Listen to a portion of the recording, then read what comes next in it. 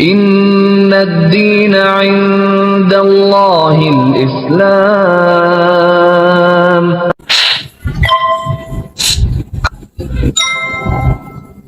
Kelahirannya Pontianak, cuma karena ayah orang Bangka, Tionghoa Bangka, jadi kita hanya numpang lahir aja di Pontianak, gedenya di Bangka. Jadi secara kultur ya lebih condong ya orang Tionghoa Bangka lah, gitu. Jadi lebih mendominasi secara penerapan dan secara luar dalam seperti itu.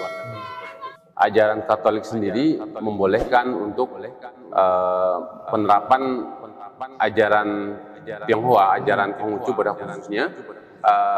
Misalnya kita orang Tionghoa yang menganut Katolik masih bisa menjalankan adat istiadat di ajaran Konghucu. Jadi serta cengbeng gitu kan. Walaupun hari Minggu ke gereja, perayaan cengbeng kita tetap ikut gitu kan. Cet Ngat Pan, terus sembahyang Imlek yang kata orang, mohon maaf nih ya, Imlek itu kata orang budaya gitu, ya orang boleh ikut manapun gitu kan, padahal tidak sedemikian rupa gitu, karena ada sembahyang Imlek. Ada unsur ibadahnya gitu. Iya jelas ya, tidak ada orang bilang Imlek ini ya, maksudnya kita klarifikasi ya, orang bilang Imlek ini adalah budaya katanya, ya boleh siapapun ikut dong, enggak seperti itu, karena ada sembahyang Imlek. Nah jadi itu udah jelas, itu udah akidah mereka kan. Jadi kita orang Islam udah berbeda akidah dengan orang Tionghoa gitu. Jadi kadang-kadang orang rancu ya, maksudnya boleh cek di senior-senior yang orang-orang Tionghoa gitu kan, pasti jelas ya Imlek ya agama. Karena tidak ada orang Tionghoa yang Imlek dia tidak sembahyang tuh nggak ada, nggak mungkin. Kecuali mungkin dia lupa atau tidak ingin melakukan itu kan, tapi secara umum pasti ada sembahyang Imlek, ada ya, seperti itu. Yang terkait dengan akidah lah ini gitu. Betul ya, makanya orang jangan sampai gampang kepada kaum muslimin, jangan sampai gampang ngucapin ya Islam Alik yang membolehkan penerapan ajaran Tionghoa, ajaran Konghucu diterapin bisa gitu, boleh diterapin gitu kan. Jadi kita menjalankan ya sharing sejalan ya Konghucu dengan ajaran Katolik. Seperti itu. Jadi kalau misalnya hari Minggu kita ke gereja, sekolah Minggu, di hari perayaan Tionghoa kita ikut juga, biasa memang seperti itu. Makanya secara umum populernya di kita, keluarga besar, keluarga Bun ini lebih condong kalau ya sepupu semua harus, kalau bisa sih memang ikut, kalau mau ikut Katolik. Malah dia nggak ada toleransi untuk agama lain misalnya gitu, nggak ada. Kalau di Katolik yang memang penerapannya jauh gitu ya. Sebenarnya keluarga kita sih keluarga moderat ya, maksudnya dari ya sangat-sangat moderat sih kita bilang, karena ada Bibi Jo yang udah hijrah gitu ya. Bibi hijrah ketemu mualaf juga, masuk Islam dan istiqomah gitu. Jadi di tengah keluarga besar sendiri, di saudara ayah itu udah ada yang hijrah gitu kan. Malah beberapa tahun yang lalu itu udah naik haji. Ya seperti itu. Jadi sebenarnya fine aja sih, maksudnya tidak ada problem. Ditambah lagi memang ayah sendiri paling demen tuh kalau dengar ceramahnya almarhum Haji Zainuddin MZ itu, ya rahimahullah, itu beliau luar biasa, maksudnya setiap pagi pasti nyeter radio RI itu kenceng-kenceng tuh. Ya karena setelah subuh biasanya ada pengajian Kiai Haji Zainuddin MZ rahimahullah kan. Jadi serta beliau yang memang menyampaikan dan ayah senang gitu kan. Ya mungkin awal-awal mungkin kita bilang terbentuknya kita mungkin ada serta jalan dakwah itu sehingga pengen tahu Islam ya dari situ awalnya. Dari ceramah itu. Dari ceramah itu. Iya. Saya bilang seperti itu. Kurang paham sih, tapi kalau secara ininya sih memang dia demen gitu, maksudnya dengar kajian Kiai Haji Zainuddin MZ rahimahullah, kan beliau memang sangat suka gitu kan. Yang terdengar mungkin karena lucunya gitu kan, terus gampang dimasuki dengan logikanya gitu. Jadi mungkin ya secara tidak langsung beliau mendakwahkan kita anak-anaknya gitu kan. Sehingga kita anak-anaknya ya alhamdulillah kita 3 saudara muslim semua. Oh, Masya Allah. Ya dengan wasilah itu ya memang Ditambah setelahnya pun kita mengkaji juga, membandingkan antara agama Islam, literatur Islam. Yang kita dulu kan hobi baca ya, mungkin ya ini betul ya, mungkin dah Allah katakan Iqra gitu kan, dari ayat Al-Quran ya. Bacalah gitu kan. Jadi serta memang dengan hikmah membaca, jadi terus ada terbetik hati untuk terdorong gitu ya, untuk apa, menyelami, menelaah gitu kan, sehingga terbuka hati dan pikiran kita tentang Islam gitu kan. Sehingga ya sering waktu berjalan kita mengkaji, membandingkan ajaran Islam seperti apa, terus ajaran Kristen seperti apa, Konghucu seperti apa, terus Katolik seperti apa. Akhirnya kita dari semua agama yang kita bandingkan gitu, mungkin kecuali Hindu ya, kita tidak, karena di Bangka nggak ada orang Hindu, nggak pernah jumpa gitu ya. Jadi kita serta dari segi itu bisa melihat gitu kan, ternyata Islam lah yang the best gitu ya. Ya, yang luar biasa bagi kita adalah ajaran tauhid ya.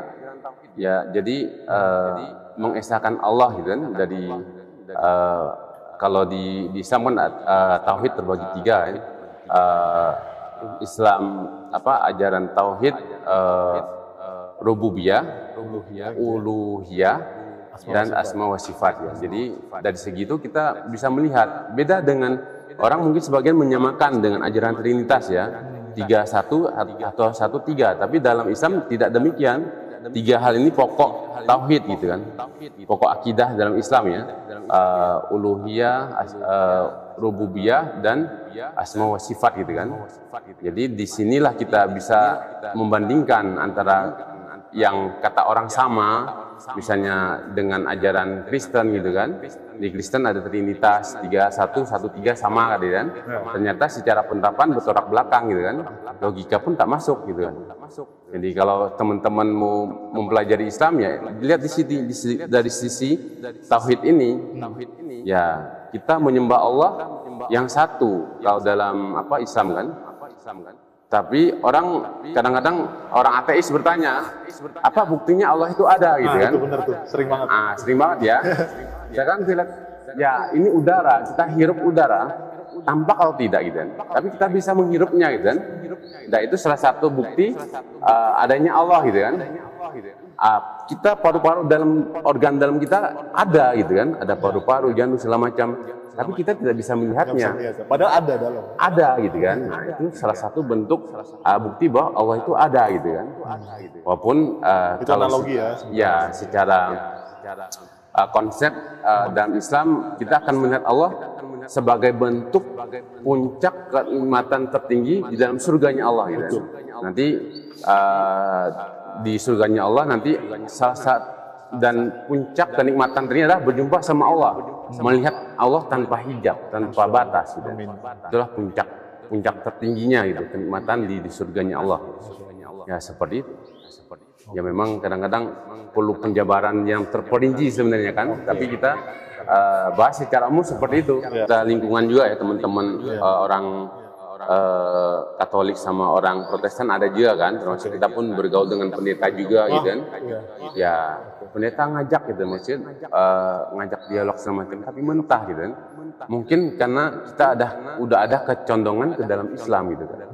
Jadi sehingga ketika datang doktrin dari pendeta gitu kan, mentah gitu bagi kita kan. Ya Yesus adalah juru selamat gitu, menebus dosa-dosa manusia. Jadi kita nggak masuknya apa gitu. Kita mau sejelek apapun, sebujat apapun, nggak usah mikirin, Yesus sudah nebusin gitu kan. Nah, itu bagi kita nggak masuk gitu kan. Ya, karena apa? Ya Yesus siapa gitu kan? Yesusnya nabi gitu kan. Kasihan amat gitu nanggung dosa seluruh manusia gitu ya. Kalau kita pikir logika kita kan. Ya ada ya banyaklah doktrin yang memang tidak berkesesuaian dengan kita gitu kan. Ya terlepas ya teman-teman dari apa Nasrani gitu kan, dari Kristen Protestan dan Kristen Katolik gitu kan, mungkin kita tertutup hati kita untuk agama mereka gitu kan. Ya kecenderungan kita lebih suka dengan nalar kita, ya masa sih gitu kan, ya ada anak Allah gitu kan, ya nanti dia berubah kedudukan jadi Allah sendiri gitu kan. Jadi atau Allah sendiri menurunkan putranya ke dunia atau menjelmakan bentuk dianya ke dalam dunia gitu kan. Nah, itu kok mirip-mirip seperti apa ajaran-ajaran agama lain gitu, seperti Buddha gitu kan, ada istilah reinkarnasi gitu kan.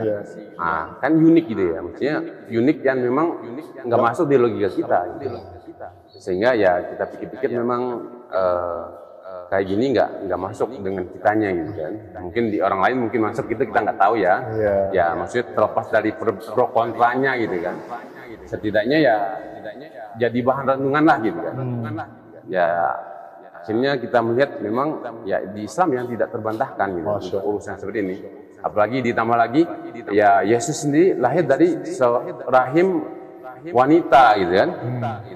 Dan kita bilang kok bisa jadi Tuhan gitu ya, maksudnya. Sementara kalau di dalam ajaran Islam sendiri di surat Al-Ikhlas kan, lam yalid wa lam yulad. Jadi tidak beranak dan tidak diperanakan gitu kan. Allah itu tidak beranak dan tidak diperanakan gitu. Itu mentahnya untuk mementahkan ajaran Kristen seperti itu kan. Jadi dari segi konteks itu wah luar biasa gitu ya. Kalau kita kaji subhanallah ya, maksudnya ya inilah Allah yang kita cari, Tuhan yang kita cari ya ini gitu loh. Dia tidak beranak dan tidak diperanakan gitu kan. Nah, sampai di ayat yang lain lupa di ayat apa itu di Al-Quran dikatakan ya sampai pecah bumi dan gunung-gunung porak-poranda gara-gara orang Nasrani menyebut Al-Masih putra Allah gitu kan. Ya jadi disebutkan Allah punya anak gitu ya, luar biasa gitu kan. Sampai itu udah luar biasa, hancur dunia kalian kalau udah kondisi kan. Karena iya betul-betul tidak berkesesuaian gitu kan. Ya kalau misalnya kita bilang, mohon maaf nih ya, saudara-saudara di orang-orang Nasrani kan, orang Kristen pada khususnya itu, ya itu Yesus lahir dari rahim wanita suci, Maryam kan, Bunda Maryam. Kalau dalam Islam Bunda Maryam, kalau dalam Kristen Bunda Maria gitu ya. Jelas sekali dan itu gimana kita bilang? Kalau sekiranya misalnya posisinya adalah Allah, kan kalau dalam Islam itu kun fayakun. Jadi maha berkehendak. Jadi kalau misalnya seluruh umat di dunia dijadikan satu hal saja, maksudnya semuanya beriman kepada Allah kan? Bisa saja? Bisa. Karena kun fayakun kan? Apa mesti repot-repot gitu nurunin apa Yesus jadiin ini gitu kan? Jadiin putranya gitu kan? Unik ya, karena logika kita nggak masuk seperti itu. Ya maksudnya kalau teman-teman mungkin ada yang masuk silahkan gitu ya. Itu kita boleh berpendapat, apalagi masalah agama ya. Karena kita pun pernah merasakan, pernah berpikir gitu kan, dan analogi kita, pikiran kita lebih terbuka seperti itu gitu ya. Tidak langsung memutuskan harus hijrah gitu kan. Ya Budi di Sungai Liat namanya. Itu teman ini pindahan dari Bandung, orang Sunda sih. Ya dia karena kita biasalah namanya teman sepahan sering ngobrol kan. Kadang-kadang terlintaslah pembicaraan masalah agama gitu. Ya kita bilang apalagi ditambah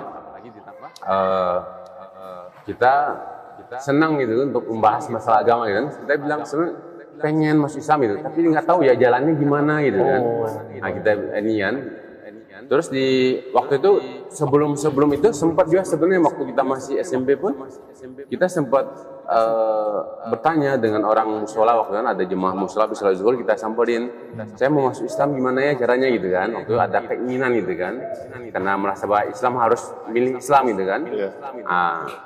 Ternyata tidak ada kemudahan, maksudnya kaum muslimin waktu itu gitu yang kita jumpai. Mungkin karena orang-orang yang awam gitu ya dengan Islam, jadi tidak menunjukkan gitu kan, tidak menunjukkan. Akhirnya kita menahan diri sampai pas masuk sekolah SMA, naik ke jenjang SMA, ketemulah teman ini kan. Teman itu ada jaminan nggak besok Koapin masih ada nafas gitu kan. tersentak Waduh, kita ya. Masya Allah. Ah ya, Masya apa jaminannya? Kita nggak menjamin bahwa besok kita masih bernafas gitu. Sementara kita tahu kalau kita mati dalam keadaan kafir gitu, kan, tidak memilih Islam dan kita tahu kebenaran Islam, kita jadi orang-orang yang merugi sekali gitu. Engkau ke Pak Bayu mau masuk Islam gitu. Langsung kita samperin guru kita waktu itu, guru agama plus guru olahraga. Jadi beliau menangkap itu. Kelahirannya Pontianak, cuma karena ayah orang Bangka, Tionghoa Bangka, jadi kita hanya numpang lahir aja di Pontianak, gedenya di Bangka. Jadi secara kultur ya lebih condong ya orang Tionghoa Bangka lah gitu. Jadi lebih mendominasi secara penerapan dan secara luar dalam seperti itu. Ajaran Katolik sendiri membolehkan untuk penerapan ajaran Tionghoa, ajaran Konghucu pada khususnya. Misalnya kita orang Tionghoa yang menganut Katolik masih bisa menjalankan adat istiadat di ajaran Konghucu. Jadi serta cengbeng gitu kan, walaupun hari Minggu ke gereja, perayaan cengbeng kita tetap ikut gitu kan, Chat Ngetpan, terus sembahyang Imlek yang kata orang, mohon maaf nih ya, Imlek itu kata orang budaya gitu, ya orang boleh ikut manapun gitu kan, padahal tidak sedemikian rupa gitu, karena ada sembahyang Imlek. Ada unsur ibadahnya gitu. Iya jelas ya, tidak ada orang bilang Imlek ini ya, maksudnya kita klarifikasi ya, orang bilang Imlek ini adalah budaya katanya, ya boleh siapapun ikut dong, enggak seperti itu, karena ada sembahyang Imlek. Jadi itu udah jelas, itu udah akidah mereka kan. Jadi kita orang Islam udah berbeda akidah dengan orang Tionghoa gitu. Jadi kadang-kadang orang rancu ya, maksudnya boleh cek di senior-senior yang orang-orang Tionghoa gitu kan, pasti jelas ya Imlek ya agama.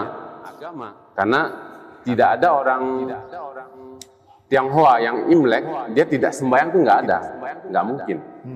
Kecuali mungkin dia lupa atau tidak ingin melakukan itu kan. Tapi secara umum pasti ada sembahyang Imlek, ada sembahyang. Ya, seperti itu. Yang terkait dengan akidah lah ini gitu. Betul ya, makanya orang jangan sampai gampang kepada kaum muslimin, jangan sampai gampang ngucapin ya Selamat Lip yang membolehkan penerapan ajaran Tionghoa, ajaran Konghucu diterapin bisa gitu.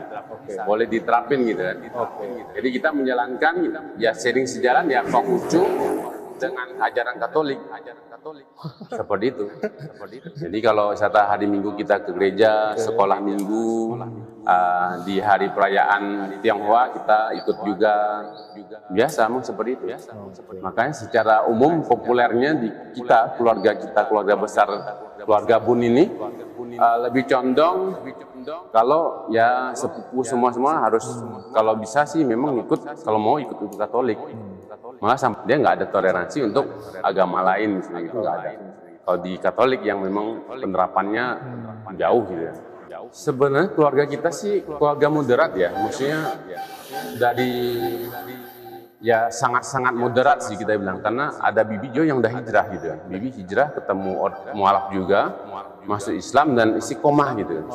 Jadi di tengah keluarga besar sendiri, dari saudara ayah itu udah ada yang hijrah gitu kan. Malah beberapa tahun yang lalu itu udah naik haji. Ya seperti itu. Jadi sebenarnya fine aja sih, maksudnya tidak ada problem. Ditambah lagi memang ayah sendiri paling demen tuh kalau dengar ceramahnya almarhum Haji Zainuddin MZ itu, ya rahimahullah, itu beliau luar biasa, maksudnya setiap pagi pasti nyeter radio RI itu kenceng-kenceng tuh. Ya, karena setelah subuh biasanya ada pengajian Kiai Haji Zainuddin MZ rahimahullah kan. Jadi beliau yang memang menyampaikan dan ayah senang gitu kan. Ya mungkin awal-awal mungkin kita bilang terbentuknya kita mungkin ada jalan dakwah itu sehingga pengen tahu Islam ya dari situ awalnya. Dari ceramah itu. Dari ceramah itu. Iya. Saya bilang seperti itu. Kurang paham sih, tapi kalau secara ininya sih memang dia demen gitu, maksudnya dengar kajian Kiai Haji Zainuddin MZ rahimahullah kan, beliau memang sangat suka gitu kan. Yang terdengar mungkin karena